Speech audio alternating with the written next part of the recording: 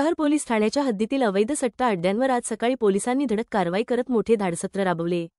शहरातील 6 वेगवेगळ्या ठिकाणी एकाच वेळी छापे टाकत पोलिसांनी 6 सटोड्यांना रंगेहाथ पकडले आहे, तर काही जण पळून जाण्यात यशस्वी झाले।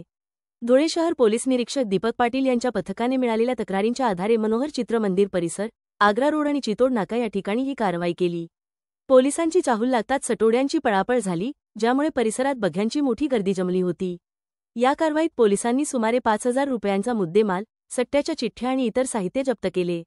या कारवाईचे वैशिष्ट्य म्हणजे पोलिसांनी जप्त केलेला सर्व मुद्देमाल त्याच ठिकाणी भररस्त्यात जाळून नष्ट केला। पोलीस अधीक्षक श्रीकांत धिवरे आणि अप्पर पोलीस अधीक्षक अजय देवरे यांच्या मार्गदर्शनाखाली ही धडाकेबाज कारवाई करण्यात आली। या कारवाईमुळे अवैध धंदे करणाऱ्यांचे धाबे दणाणले आहेत।